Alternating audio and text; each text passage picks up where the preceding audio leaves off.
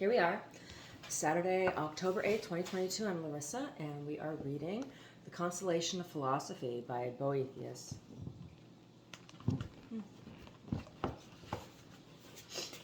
Book 3. 1.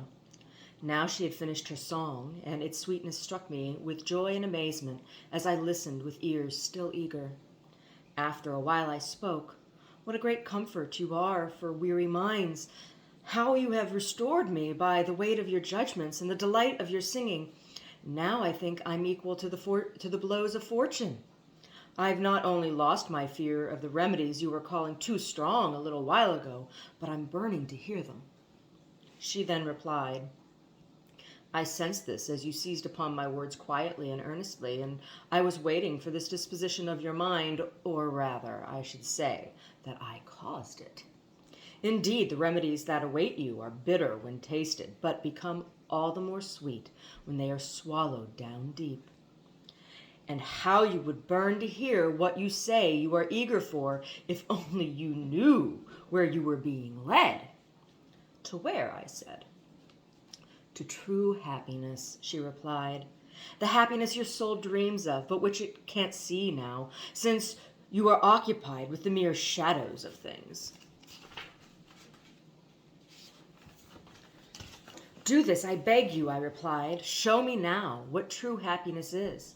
I will gladly do it for you, she said, but first I'll try to point out and put into words a type of happiness that is more familiar to you, so that when you have looked at it, you may turn your eyes in the opposite direction and be able to recognize the appearance of true blessedness. Metrum 1. Man must first free fields of brush, must sickle fern and bramble, if he wishes to plant virgin land. Then Circes arrives laden with young grain, sweeter the labor of a bee, if first a bitter taste bites the tongue. Brighter seem the stars, when the south wind ceases its rainy noise, morning star expels the darkness, then fair day drives her magenta steeds, and you, grazing, after empty blessings, withdraw your neck from the yoke. Then truth may slip into your mind. 2. Afterwards, she looked down for a moment, as if withdrawing into the noble sanctuary of her mind, and she began to speak. Every concern of man which he pursues in his many efforts and seeks by various paths aims nevertheless at the single goal of blessedness. For when a man acquires that good, there is nothing left that he can desire. This is truly the highest of all goods, containing all good things within it, since there is nothing beyond it which anyone could wish to obtain. And so it is obvious that blessedness is a taste made perfect by the coming together of all good things. This state, as we said, is one that all men strive for by their different paths. Indeed, the desire for the true good has been planted naturally in the minds of all men, but deceitful error leads men astray to things that are false.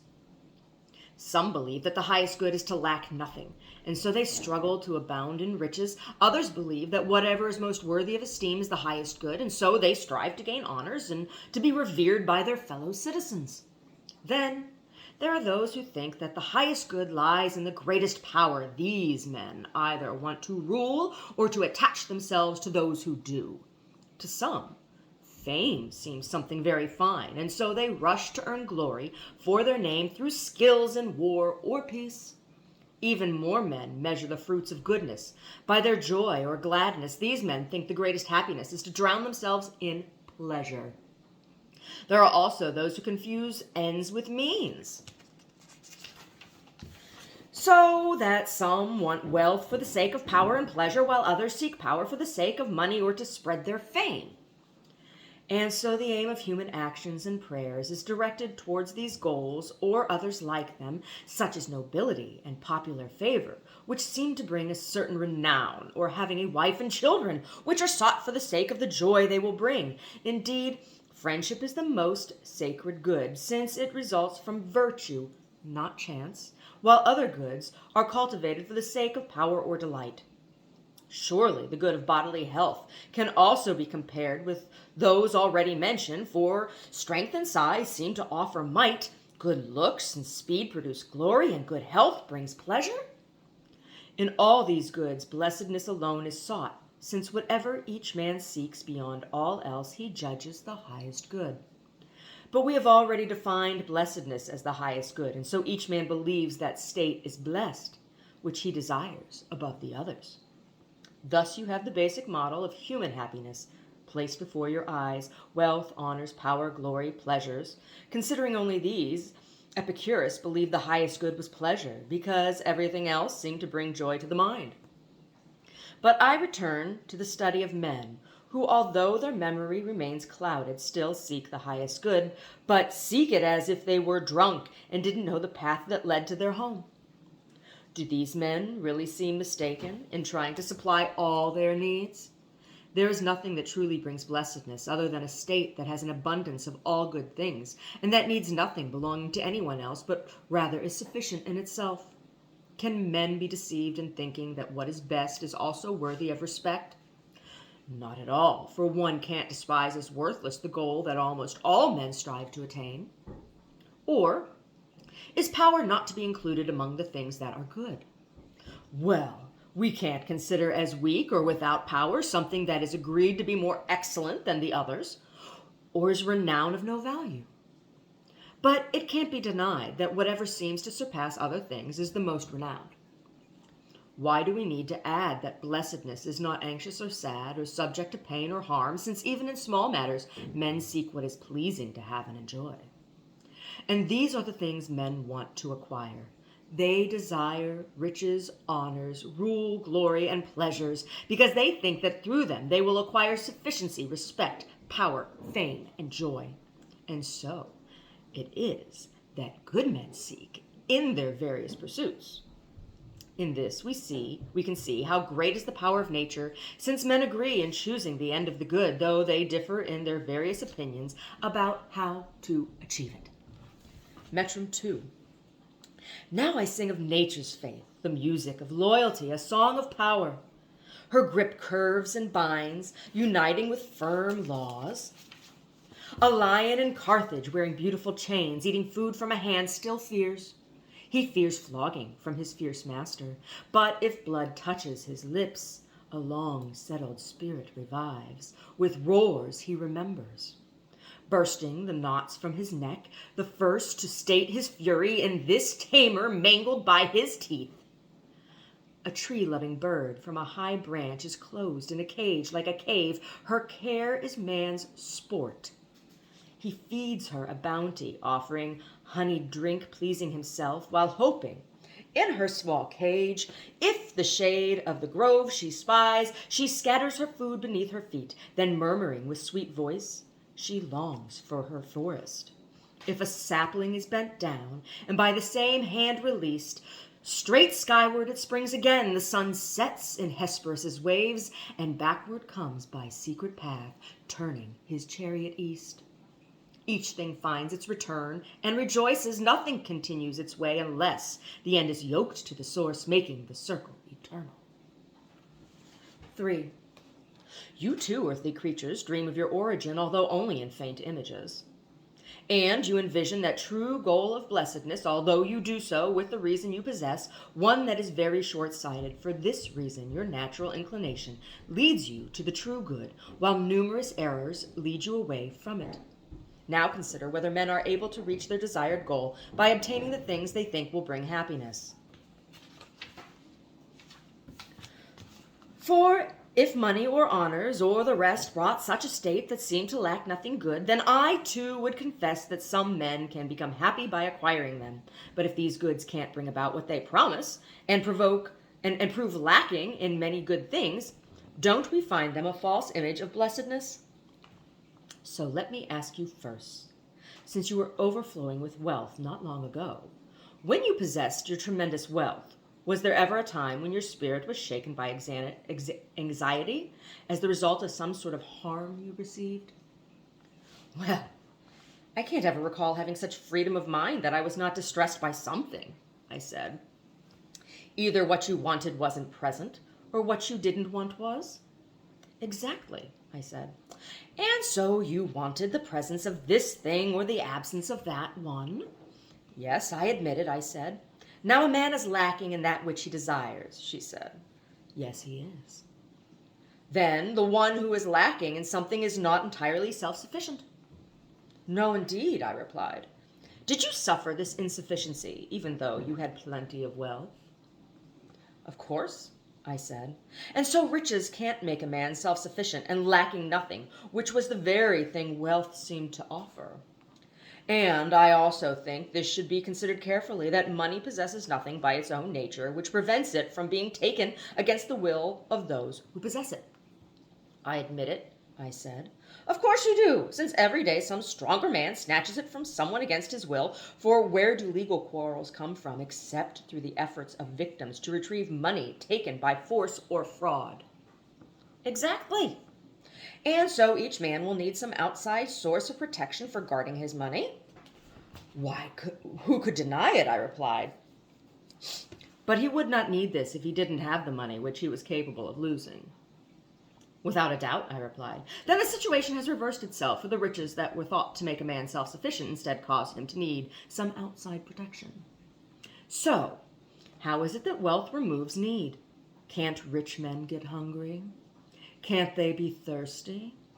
Can't the limbs of the wealthy feel the cold of winter? But you will say the rich man has means to satisfy his hunger or drive away his thirst or cold. Yes, in this way need can be assuaged with wealth, but it can't be entirely removed. For if this need, always grasping and demanding something, is satisfied through riches, the need itself must still exist, since it can be satisfied. I won't mention the fact that nature is satisfied with very little, while nothing is enough for avarice. And so, if wealth can't eliminate need, and even creates its own kind of need, in what way can it offer sufficiency? Metrum 3. A man rich with rivers of gold, to gather in piles Red Sea jewels, to weight his neck hundreds of oxen, to plow his fields, remains dissatisfied. His companion in life is gnawing care, and wealth deserts him in death. 4. Now high offices do bring honor and respect to those who obtain them, yet is there really any power in offices that enables one possessing them to implant virtue in his mind or to cast out vice? On the contrary, offices tend to bring wickedness to the surface rather than remove it, and so it happens that we often become angry when they come to worthless men. Thus, Catullus called Nonius a tumor, although he sat in a magistrate's chair.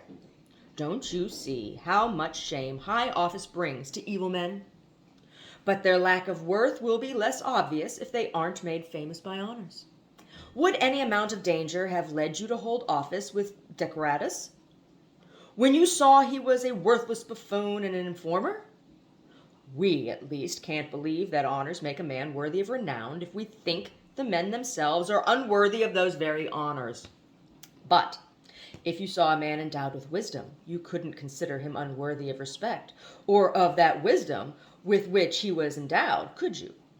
Not at all. For there is a worthiness inherent in virtue that flows into those who possess that virtue. Since this can't be said of public honors, they obviously don't possess the beauty inherent in worthiness. Along the same lines, we should consider this. If a person becomes more and more dishonored when many people despise him, then high office makes a wicked man more despised, since it can't make him honorable, and it puts him on display to more people. And indeed, the offices pay a price, for the wicked men do equal harm to their offices and infect them with their own disease. So, you can recognize that true respect cannot come through these shadows of worthy pursuits. Suppose a man who had been consul many times were to travel among foreign nations. Would his office make him respected by the foreigners? But if the office itself had this inherent gift, it would hardly change its nature among any people, just as fire continues giving off heat whenever in the world it happens to be. But since honor is not inherent in an office, but is only an attribute assumed through human error, that honor vanishes immediately when it appears before men who don't consider it honor. Now this is the case in foreign lands, but do these honors last forever, even among men in the place where the honors were given? The power of the praetor, for instance, was once great, but now praetor is just an empty name. So too the rank of senator is only a heavy burden. Once, if a man had charge over the grain supply, he was considered great. Now what office is considered lower than this one? For, as we said a little earlier, a thing that possesses no inherent beauty sometimes receives splendor from those who are associated with it, but at other times it loses that splendor. Therefore, if honors can't make men worthy of reverence, if honors grow foul from the disease of wicked men and cease to shine because of the vicissitudes of time, if they become vile in the judgment of other nations, what beauty do these honors have within themselves, let alone offer to other men? Metrum 4. In Tyrian purple with snow-white jewels, so pridefully he was adorned, cruel Nero, hated by all, without shame nominating tainted consuls for elections by senators granted by such miserable men. Is this honor? 5.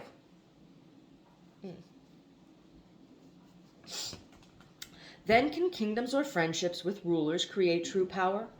Why not, since they bring happiness that lasts forever? But antiquity is full of examples, and so is the present time, of kings whose happiness turned into calamity. O wonderful power that can't even preserve itself! If this power from kingship is the source of blessedness, wouldn't it diminish happiness and bring on misery if it were weak in some aspect? Yet, however widely human kingdoms extend, there must be many people left who aren't ruled by these kings. Wherever the power of these rulers is unable to make them blessed, weakness creeps in and makes them wretched. And so, in this way, a greater portion of misery must be found in kings. Once there was a tyrant who knew the dangers of his position, and he likened the fears of kingship to the terror of a sword hanging over a man's head. So what is this power that cannot drive away gnawing anxieties or repel stinging fears? These kings would like to live their lives in security, but they can't, and so they glory in their power. Do you judge powerful a man wanting to accomplish what he cannot? Do you judge powerful a man who surrounds himself with guards, who is himself more afraid than those he terrifies, who in order to look powerful has placed himself into the hands of his servants? And what should I say about those who are the friends of the kings, when I have shown that kingship itself is full of weakness?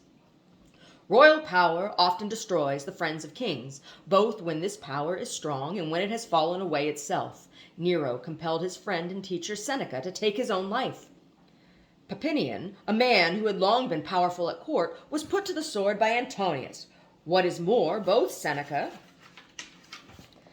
and Papinian wanted to renounce their power. Seneca even tried to give his wealth to Nero and retire into seclusion. But when these men were dragged down to destruction, carried by their own weight, neither of them could accomplish what he had desired. What is that power, then, which makes men fear so greatly when they possess it? When you want to have it, you are not safe, and if you want to abandon it, you can't do so. Are friends a defense when you are united by fortune and not by virtue? A man that is your friend in happiness will be your enemy in misfortune. Indeed, what is more harmful source of ruin is there than an enemy who is close to you? Metrum 5. The man desiring power must tame his fierce spirit, must not submit his neck to disgraceful reigns conquered by lust. Even though far away Indian land shakes beneath your law, and remote Thule serves you, still you cannot dispel dark worry, nor banish wretched complaint. This isn't power. 6. And glory. How foul and deceitful it often proves. That is why the tragic poet rightly proclaimed, "Oh, glory, glory, you have raised up high thousands of men born base." For haven't many men stolen a glorious name through the false opinion of the crowd?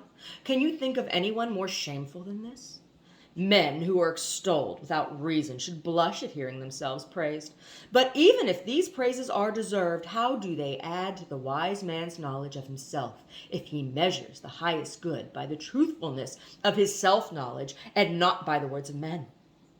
Now, if it seems a fine thing to have one's name spread around, does it not follow that it is disgraceful not to have done so? But since, as I showed earlier, there must be many nations that one man's fame can't reach, it follows that a man you think glorious may be considered inglorious in a land bordering yours. Along the same lines, I don't think public favor is even worthy of mention, since it does not arise from wisdom and never lasts forever. Now truly, who can't see how empty and worthless a noble name is? If it comes from fame, it is clearly the fame that belongs to someone else. For nobility seems to be a certain kind of honor that comes from the merits of one's parents. But if praise from men brings renown, it must be the men who are praised that become renowned. So the renown of others does not make you great if you do not possess your own renown. The only good there is in nobility, I think, is this: noble men seem obliged to live up to the virtue of their ancestors. Metrum 6. All mankind springs from a single source. One is the Father, one tends to all. He grants beams to the sun, horns to the crescent moon, men to the earth, and stars to the heavens. He limits souls with bodies. This noble seed discharges all. Why boast of birth and ancestors? Contemplate your origin, your maker. All are worthy except the man who, cherishing his failings, abandons the true source. 7. And what should I say about the pleasures of the body, when the appetite for them is full of anxiety and their fulfillment brings regret? How many diseases, how many grievous pains they bring upon the body, creating, so to speak, fruits of the prodigality of those enjoying them. I do not know what joy is brought by pursuing them. Certainly, anyone wishing to recall his own desires knows that the end result of these pleasures is sorrow. If bodily pleasures could make men become blessed, there is no reason why we shouldn't call cattle blessed, since the aims of these beasts are entirely directed to fulfilling their bodily wants. Indeed, there would be a very proper joy in having a spouse and children, but it has been said naturally enough that one man found his sons to be his tormentors. I don't need to tell you how painful this situation is. You've experienced it very well and still experience it now in your anxiety. In this matter, I call as witness my own Euripides, who said that a childless man was happy in his misfortune. Metrum 7. All pleasure has this thing pricking those enjoying it, like the swarming bees after shedding sweet honey. Pleasure flees, and with tenacious grip hurts hearts stricken by the sting. 8. There's no doubt, then, that these paths do blessedness stray somewhat from the path, and they are not really able to lead anyone to the place they promise to bring him. Indeed, I will show very quickly with what troubles they are intertwined. Suppose you will try to acquire wealth, but you will seize it from someone who possesses it. Do you want the splendor of honors? You will pay the price to the one who gives them. If you desire to surpass others in these honors, you will become base through the humiliation of asking for them. Do you want power? You will be subject to danger and open to the plots of those who rule you. Would you seek glory? Then you will cease to be secure as you are dragged down difficult paths. Would you live a life of pleasure? But who wouldn't despise a slave of the body, which is the vilest and most fragile of all things? What a meager and fragile possession you rely upon when you boast of the body's goods. Can you surpass elephants in mass or bulls in strength? Can you outrun the tiger with your speed? Look at the size, the speed, the stability of the heavens, then cease to marvel at worthless things. And indeed, it is not so much these qualities of the heavens that should excite your wonder as the intelligence that governs them. How the body's beauty slips away, how swiftly it passes, how it speeds by, faster than the succession of flowers in the springtime. As Aristotle said, if men could use the eyes of Lynceus, so their sight pierced through everything in its ways, wouldn't the body of Alcibiades, with all its surface beauty, seem very base as the internal organs became visible? And so it is not your own nature that makes you handsome, but the limitations of the eyes of those that see you. Go ahead and value the goods of the body as much as you wish. Just remember that whatever you admire can be destroyed by a 3-day fever.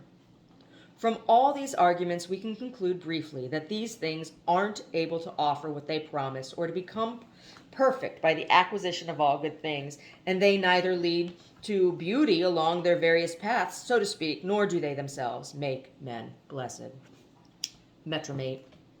What ignorance seduces senseless men? You do not glean gold from green trees, nor do you pluck gems from vines. You do not set the snare on a mountain to enrich a feast with fish, nor do you hunt the she-goat. Do you search Etruscan shoals?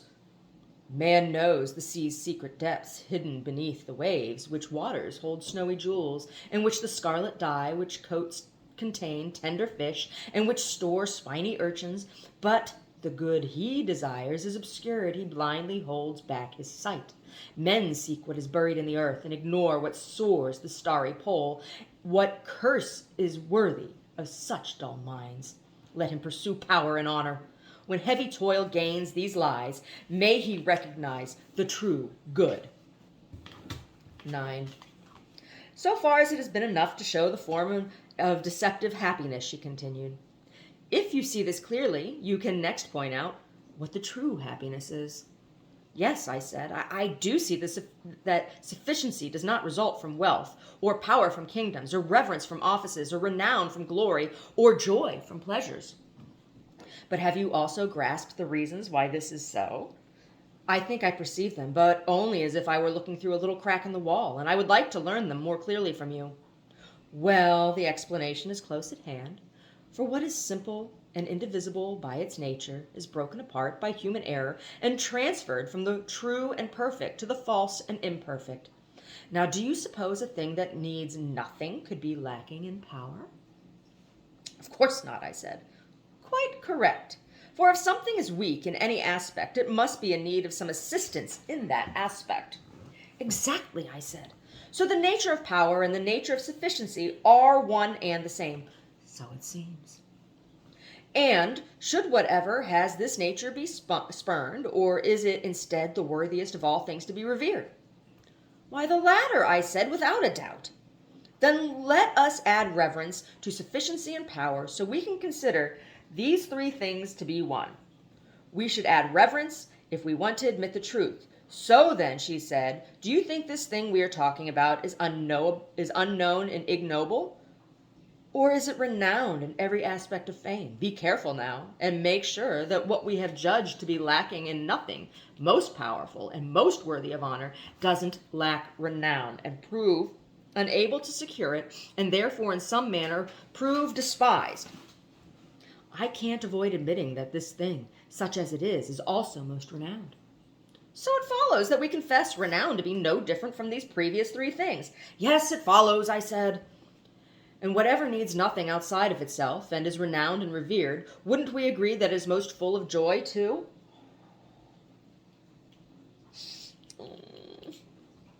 Well, I can't imagine how any sorrow could attack such a thing. So we must confess its full joy if our previous arguments still hold. And by the same reasoning, it must be true that the names of sufficiency, power, renown, reverence, and joy are different, though they are in no way different in substance. It must be true, I said. So this thing that by its nature, one and the same, has been divided by human perversity. And this perversity tries to obtain parts of a thing that has no parts, but it obtains neither a portion of it, since there aren't any, nor the thing itself, since the thing itself is not being sought. How can that be? I said. A man who seeks wealth out of his fear of poverty makes no attempt to acquire power and prefers to be unknown and common, and he even robs himself of many natural joys lest he lose the wealth he has gained.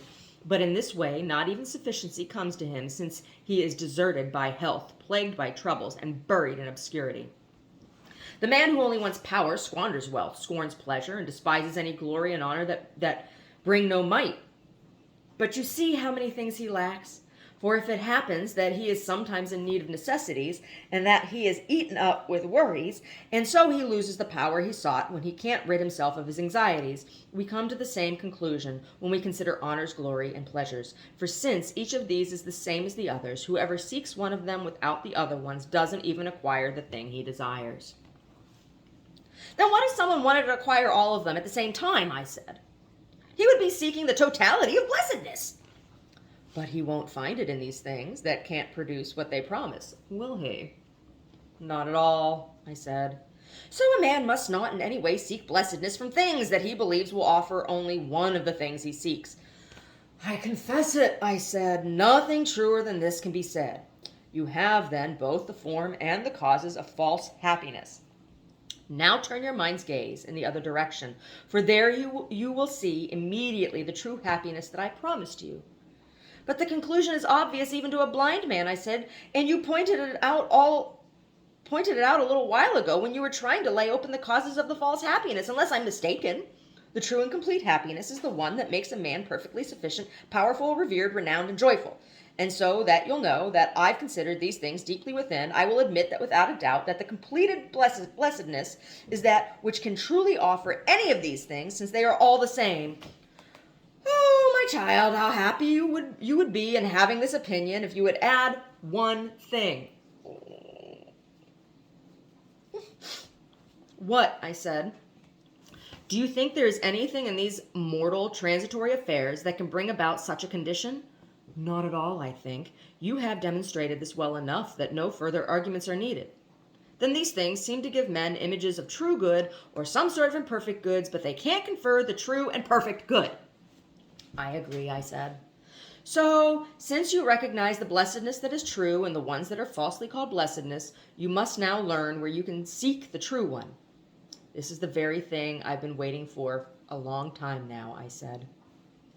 But since we ought to pray for divine aid, even in the least things, as our Plato says in the Timaeus, what do you think we should do when we are looking for the foundation of the highest good? We should call upon the Father of all things. If we leave this out, we can't make a proper beginning for our work. Correct? She said, and immediately she began to sing.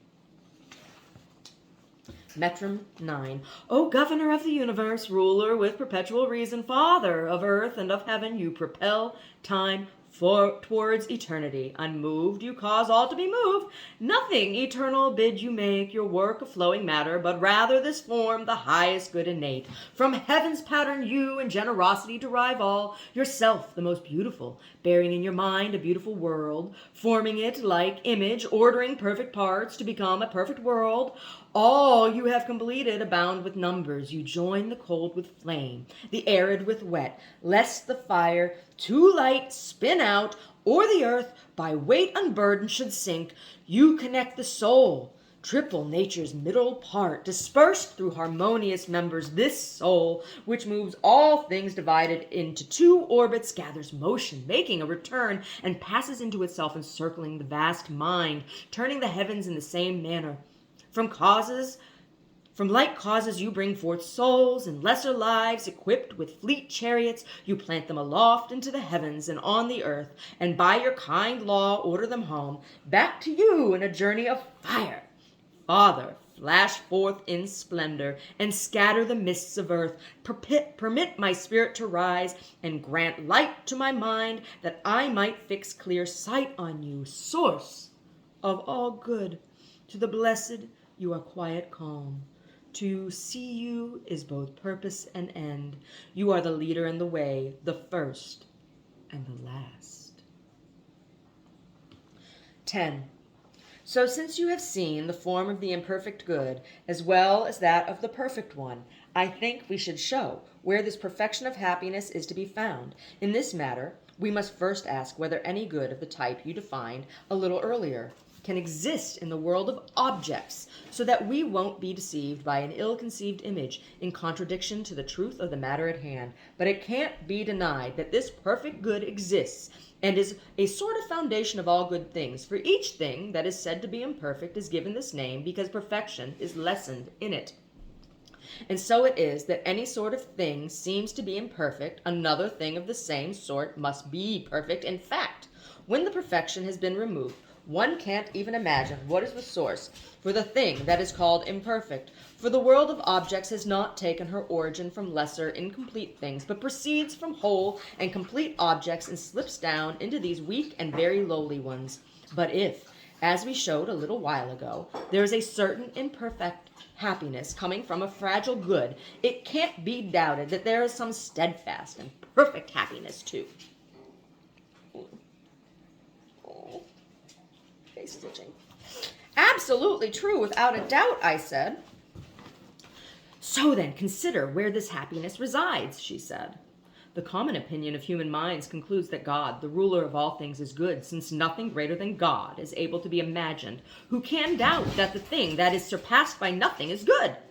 Truly, reason shows that the good is God, so that he is completely filled with the perfect good. If it were not so, he would not be able to be the ruler of all things, because there would be something more excellent than he, which would possess perfect good, and would seem to be before him more ancient. Things that are perfect are clearly older than things that are less complete. And so, in order not to draw out this argument into eternity, we must confess that God, who is the Most High, is completely full of the highest and most perfect good. But we have concluded that the perfect good is true blessedness, and thus true blessedness must reside in the Most High God. I agree, I said. There's no way anyone could utter a word against this. But I ask you, she said, look at how reverently and without question you approved of our assertion that God, the Most High, is completely filled with the highest good. What do you mean, I said. You must not think that the Father of all things either received from outside the highest good with which he is filled, or that he possesses it through nature in such a way that there could be a difference between the substance of the blessedness possessed and the God who possessed it. If you think it has been received from outside, you could judge that the thing which gave it is more excellent than the thing that received it. Yet we most rightly confess that he is the most excellent of all things. Now, if the good is present by nature, but conceptually different from the one whom we are speaking of as God, the ruler of all things, can anyone imagine who joined together these different things? Finally, whatever is different in any way from anything else is not that thing which it differs from. So whatever is different from the highest good by its own nature can't be the highest good. And it would be unspeakable to say this about the one who we agreed to be surpassed by nothing. In no way can the nature of a thing be better than its origin. So, the thing that is the origin of all things, I would conclude most truly, is the highest good by its very nature. Quite correct, I said. But we have admitted that the greatest good is blessedness. So it is, I said. And so we must conclude that God is blessedness itself. I can't argue against your early arguments, and I see clearly that this conclusion follows from them. Consider, she said, whether we can then draw from this argument the same inference with even more certainty that two highest goods which differ from each other cannot exist. For when goods differ from each other, it is obvious that they can't be the same as each other. So, neither can be perfect, since one does not possess the other. What is not perfect is clearly not the highest. So in no way can the goods that are highest differ from each other. But we have concluded that both blessedness and God are the highest good, and therefore whatever is the highest divinity is also the highest blessedness. No conclusion is more true in actuality, more certain in reasoning, or more worthy of God, I said. In addition to these arguments, I will provide you with a little corollary, just as geometricians take established premises and draw conclusions, or porismata, as they call them.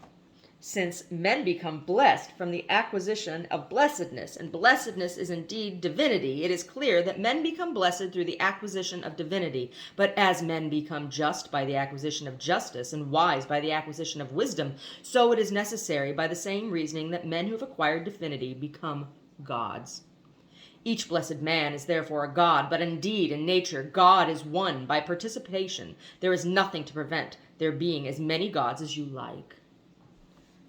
This is beautiful and priceless, whether you want to call it a Purismo or a corollary. And nothing can be more beautiful than this conclusion, which reason would tell us is connected with the former one. What? I said. Since blessedness would seem to contain many things, do these many things all join together like a body of blessedness with a certain variety of parts, or is there a certain one of them that brings about the substance of blessedness so that others are bound up with it? Would you clarify this by reminding me, oh my God, would you clarify this by reminding me of the things themselves, I asked. Don't we believe that blessedness is a good, she said, and the highest one too, I said. And you can come to the same conclusion about all of these goods, for sufficiency is also the highest blessedness, and power is the highest, and so too are respect and fame and pleasure. What then? Are all these things, goodness, sufficiency, power, and the rest, certainly limbs of blessedness, so to speak, or are they all bound to the good, as if it were the head? I understand what you propose to consider, but I want to hear your opinion. Then listen to how we'll sort out this question. If these things were part of beauty, they would in turn differ from each other, for it is the nature of parts that, being different, they make up one body. But all of these qualities have proven to be the same thing, and so they are in no way parts otherwise blessed. Otherwise, blessedness will seem to be something combined from one part, which cannot be. That can't be doubted, but I'm waiting for what is yet to come. It is clear that the other things are bound up with the good, she continued. For that reason, then, sufficiency is sought, since it is considered a good. So, too, with power, since it is also believed to be a good. We can come to the same conclusion concerning respect, fame, and joy. And so the greatest reason for seeking these is the good. Now, something can't in any way be sought unless it contains good in actuality or seems to contain it. Yet, on the other hand, if things are not good by nature but nevertheless seem to be good, they are sought as if they were truly good. And so it happens that the cause and principal reason for seeking all things is rightly thought to be goodness. The purpose for which something is sought seems to be the thing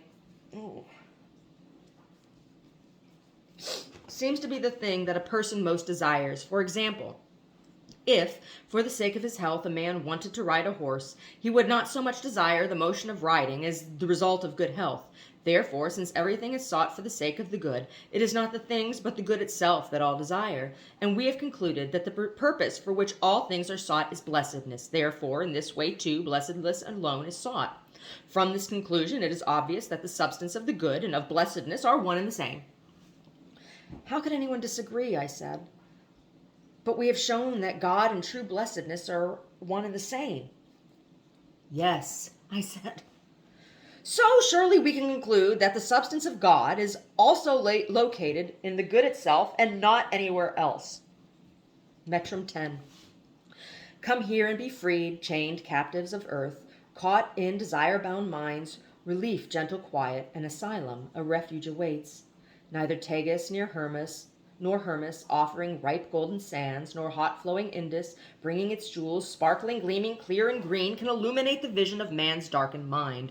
All that charms has already been nourished in earth's lowest caverns. The vast shining splendor abhors soul's collapse. Whoever sees this light will say that even the sun is not bright. 11. I agree, I said, for all these things are bound together and are based on the soundest reasoning. Then she replied, how much do you think it would be worth to learn what the good is itself? It would be beyond price, I said. If indeed I will come to recognize God too, who is the good? I will reveal this with the soundest of reasoning, she said, provided we abide by the conclusions we drew a little while ago. We will.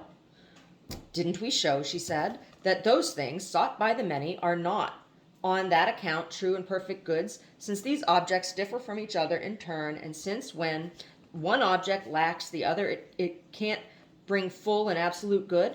And on the other hand, we agreed that they become the true good when they are collected together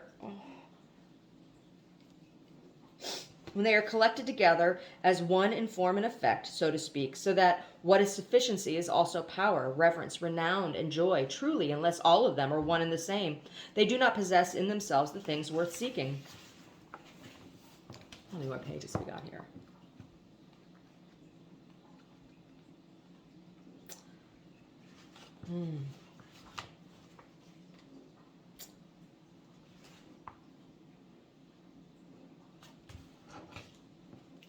I think we're going to stop here. There's like another 8 pages.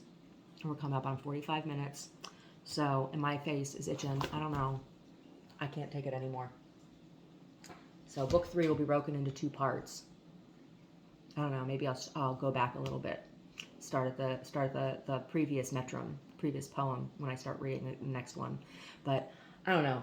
Maybe I need to stop drinking coffee. I think that's what this is. I think it's from the caffeine in the coffee.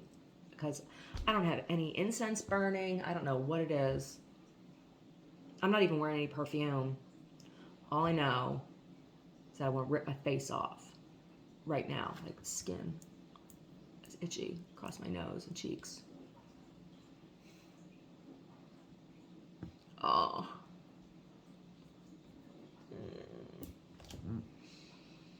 No more coffee. No more coffee. I'm going to have no coffee for the next week. I'm just going to stick to my herbal tea.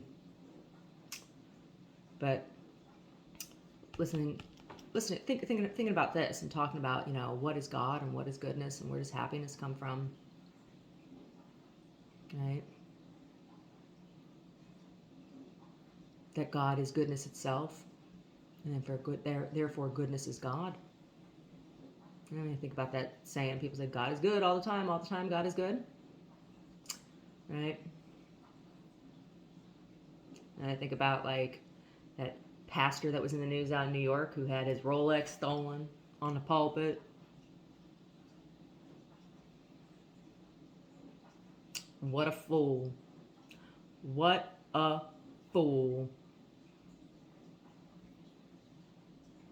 Anyway.